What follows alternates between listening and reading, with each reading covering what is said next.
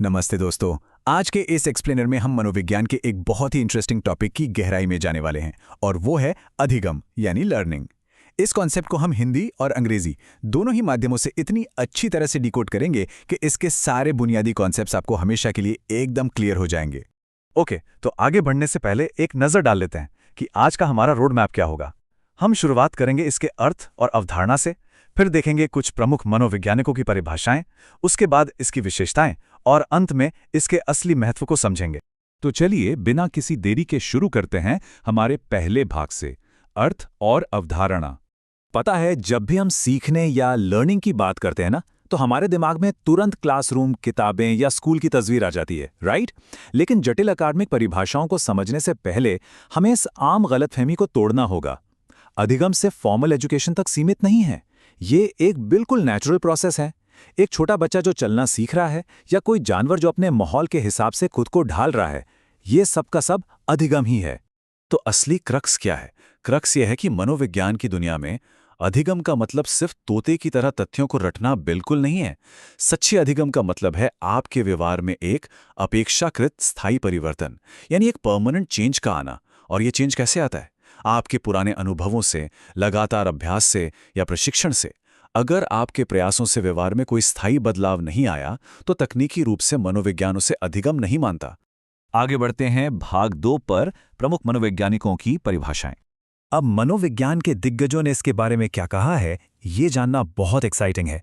अलग अलग नजरियों का विश्लेषण करने से ना हमें बिहेवियर मॉडिफिकेशन की एक पूरी 360 डिग्री समझ मिल जाती है। चलिए इन परिभाषाओं को डिकोड करते हैं। अब ये स्लाइड मेरी फेवरेट है क्योंकि इन परिभाषाओं को याद रखना बहुत ही आसान हो सकता है। क्रो कहते हैं कि आदत, अभिवृत्ति और ज्ञान का अर्जन करना ही अधिगम है। इसे हमेशा के लिए याद रखने की एक कमाल की ट्रिक बताऊं? बस हिंदी का शब्द याद रखिए आज। आ से आदत, दूसरे आ से अभिवृत्ति यानी एटीट्यूड और ज से ज्ञान। तो जब भी एग्जाम में क्रो का नाम दिखे, बस आज याद कर लेना है। नेक्स्ट है विलियम वुडवर्थ। इनकी डेफिनेशन है नवीन ज्ञान एवं नवीन प्रतिक्रियाओं को प्राप्त करने की प्रक्रिया ही अधिगम है। अब इसमें क्या ट्रिक है? ध्यान दीजिए, वुडवर्थ के नाम में 2 बार व आता है, राइट? और बिल्कुल वैसे ही इनकी परिभाषा में 2 बार नवीन या न्यू शब्द आता है। 2 व और 2 नवीन, है ना? एकदम आसान। अब आते हैं B.F. स्किनर पर। ये कहते हैं learning is the process of progressive behaviour adaptation. आपने शायद इनके ऑपरेंट कंडीशनिंग वाले फेमस काम के बारे में सुना होगा। बस उसी से जोड़कर देखिए, जहां रिवॉर्ड्स या परिणाम हमारे व्यवहार को लगातार एक सही दिशा में अनुकूलित करने के लिए प्रेरित करते हैं। मतलब एक प्रोग्रेसिव अडेप्टेशन होता है। और इसी को अगर हम हिंदी में देखें तो अधिगम व्यवहार में उत्तरोत्तर अनुकूलन की प्रक्रिया है। इसकी भी एक बड़ी स्मार्ट ट्रिक है हमारे पास। देखिए, उत्तरोत्तर शब्द में उत्तर छिपा है और उत्तर कौन देता है? जाहिर है एक नर यानी इंसान देता है। और स्किनर के नाम में क्या आता है? स्किनर, नर। तो जैसे ही उत्तरोत्तर या उत्तर शब्द दिखे, सीधा स्किनर याद आ जानी चाहिए। चलिए आगे बढ़ते हैं E.A. गेट्स की तरफ। इनकी डेफिनेशन बहुत ही फोकस्ड है। Learning is the modification of behaviour through experience and training. मतलब ये अधिगम को बस एक इत्तेफाक नहीं मानते, बल्कि जानबूझकर दी गई ट्रेनिंग और जमा किए गए एक्सपीरियंस का नतीजा मानते हैं। हिंदी में इसे पढ़ें तो अनुभव एवं प्रशिक्षण द्वारा व्यवहार में संशोधन ही अधिगम है। इसके विजुअल ट्रिक तो बहुत ही शानदार है। सोचिए, आपको कोई बहुत ही इंपॉर्टेंट अनुभव और प्रशिक्षण चाहिए, तो आप क्या करेंगे? आप किसी स्कूल या संस्था का गेट खोलकर ही तो अंदर जाएंगे ना।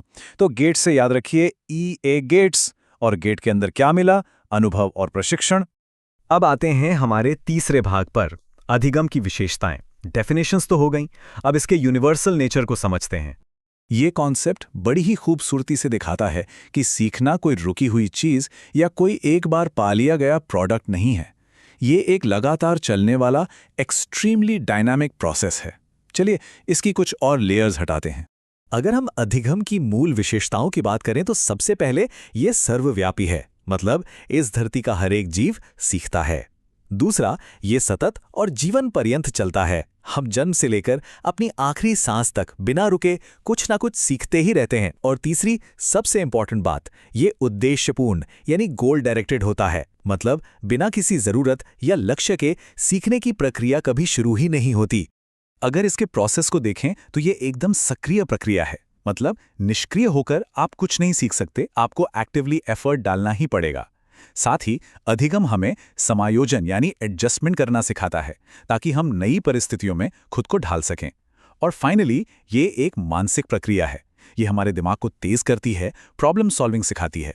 सच कहें तो यही हमारे सच्चे बौद्धिक विकास का इंजन है। तो अब बढ़ते हैं हमारे आखिरी भाग की तरफ, द बिग पिक्चर, यानी इसका असली महत्व क्या है। ध्यान दीजिएगा, क्योंकि यहाँ एग्जाम्स और सामान्य समझ में एक बहुत बड़ा ट्रैप होता है।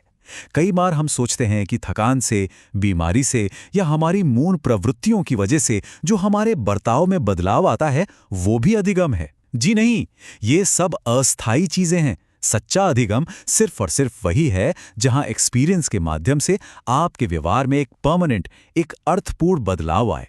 यही वजह है कि इस मनोवैज्ञानिक कॉन्सेप्ट की क्लैरिटी होना इतना मायने रखता है। अधिगम हमारी लाइफ के हर एक पहलू को शेप करता है, चाहे हमारी न्याय की भावना हो, चीज़ों को अप्रिशिएट करने का तरीका हो, या फिर इस तेजी से बदलती दुनिया में सर्वाइव करने और आगे बढ़ने की हमारी क्षमता। ये सब कुछ इसी लगातार सीखने और अनुकूलन की प्रक्रिया की बदौलत ही तो मुमकिन है। तो इस एक्सप्लेनर को खत्म करने से पहले एक सवाल मैं आप सभी के लिए छोड़ना चाहता हूं। जरा सोचिए, हाल ही में किसी के व्यवहार में जो नया बदलाव आया है, क्या वो बस किसी थकान या टेम्परेरी सिचुएशन का नतीजा था, या फिर वो सच्चे अधिगम से निकला हुआ एक परमानेंट अडाप्टेशन था? इस नज़रिए से अपने आसपास की चीज़ों को देखेंगे ना, तो दुनिया बिल्कुल अलग लगेगी। आज के इस एक्सप्लेनर में हमारे साथ जुड़ने के लिए बहुत बहुत शुक्रिया, और हमेशा की तरह सीखते रहिए।